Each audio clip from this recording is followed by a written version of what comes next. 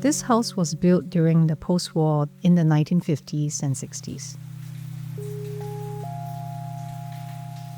The house remained relatively unchanged in its footprints and sat within generous gardens that once defined the neighborhood.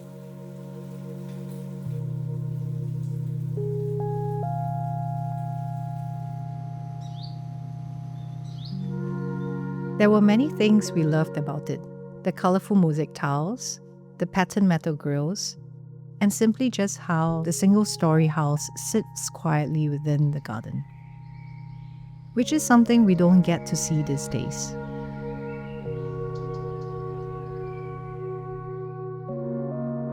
The current owners had owned the house since the 1970s, when it belonged to their grandmother.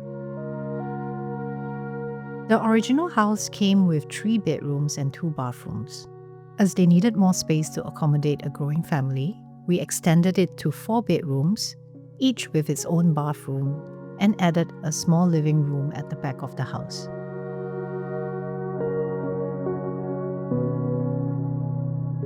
Other than having more space, something else became clear. There was a shared desire to keep the house as it was before. So rather than rebuilding it, the question became how the house could continue, holding on to its memories while making space for what it could become.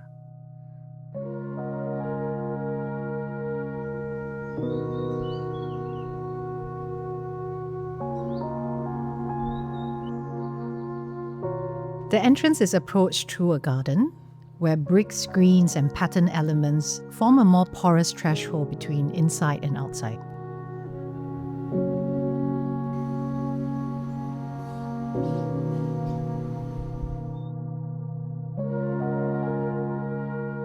At the foyer, some of the original metal grills was kept, while others was reworked and given a second life.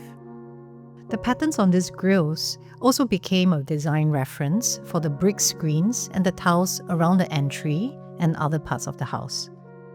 It's a way of continuing between the old and the new.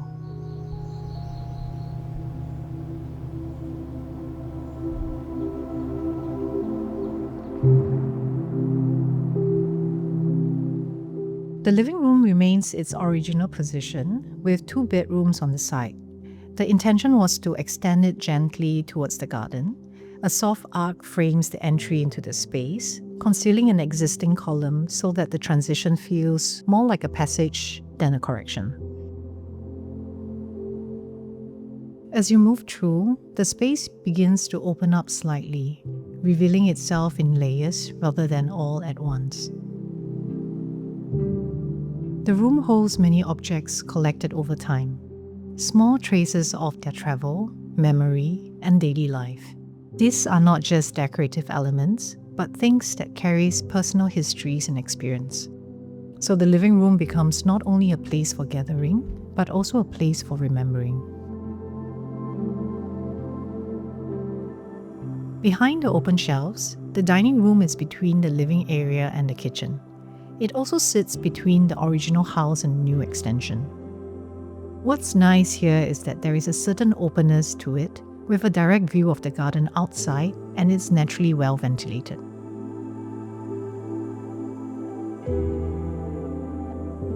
Throughout the house, the original materials was kept wherever possible. Like the colorful mosaic tiles, something that the homeowners had always been fond of, and the metal grills, which were common in the post-war homes, are preserved. These elements reflect a certain way of building in the past, where things were made with care, often by hand. Even the plaster surfaces carry subtle textures, recalling the process of making and the hands that shaped them. These details are not always immediately visible, but over time, they shape how the house is felt.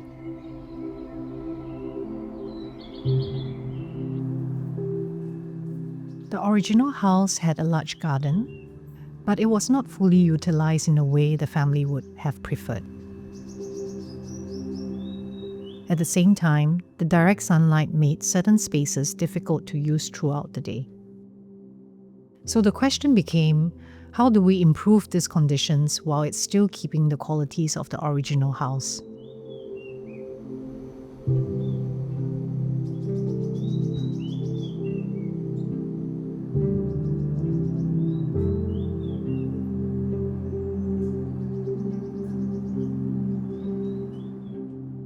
In the end, we extended the back of the house to accommodate 2 additional bedrooms, each with its own bathroom, along with a small intimate living space in the middle.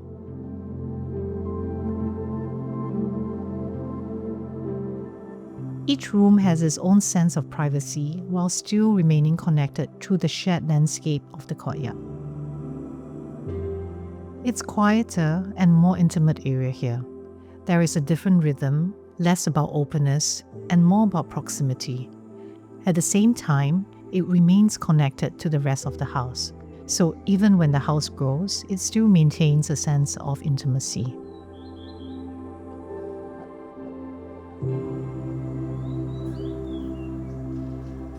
In between the old and the new, the garden is no longer something held at a distance, but become a central courtyard that is part of their daily lives. This brings back nature into the center of the home.